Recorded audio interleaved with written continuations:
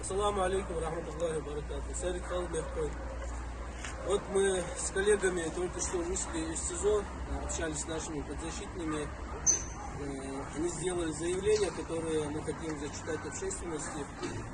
Мы, ниже подписавшиеся, официально заявляем, что объявленную нами голодовку 16 марта 2021 года ввиду незаконной отмены решения суда об изменении меры пресечения в отношении Зарифы Саутиевой мы прекращаем. В связи с тем, что с этой просьбой к нам обратились общественность, муфтият и Совет Тейпов Республики Ингушетия и иные лица, неравнодушные к нашей судьбе и к судьбе нашего народа. Кроме того, с этой просьбой к нам неоднократно массово обращаются жители нашей республики, граждане России в целом.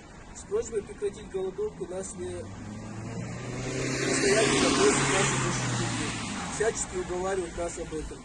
Нам известно, что некоторые лица из объявленной нами голодовки последовали нашему примеру.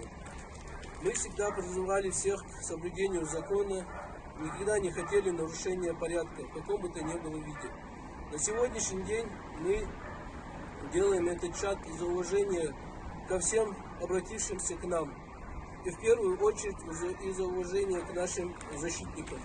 Этим протестом мы хотели выразить свое несогласие с неправосудным решением в отношении нашей сестры Зарифы Саутиевой. Цель была в том, чтобы привлечь внимание мировой общественности к произволу и беззаконию, творимому в российских судах, в том числе по нашему уголовному делу. При этом мы искренне надеемся, что органы власти отреагируют и будут принимать решения в строгом соответствии с законом, Конституцией нашей страны, исходя из принципов гуманизма и справедливости. Вот такое обращение сделали наши подзащитные, подписали Барахоев Ахмед, Чемудиев Барах, Мальсагов Муса, Нальгиев Исмаил и Халтиев Бадалыгин, лица, которые держали голодовку на протяжении 7 дней. Масмианна Аллах, я слушал, док меллязачины, обращение меллячины, садып меллячины, Аллах барца буквы масмиану.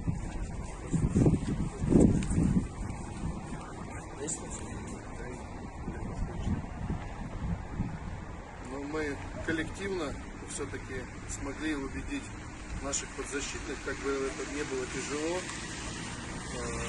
И считаем, что наши подзащитные добились той цели, которую изначально они преследовали. В принципе, это все было отражено в заявлении, которое только что было прочитано.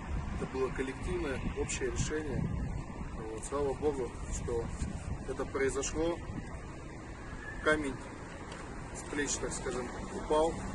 Вот, теперь мы с полной ответственностью будем максимально эффективно использовать трибуну нашего суда для того, чтобы не только в судебном процессе, не только суд и прокуратура, но и все, кто стоит за этим, и в том числе общественность, народ, мировая общественность, чтобы все услышали, какой беспредел творится в рамках этого уголовного дела.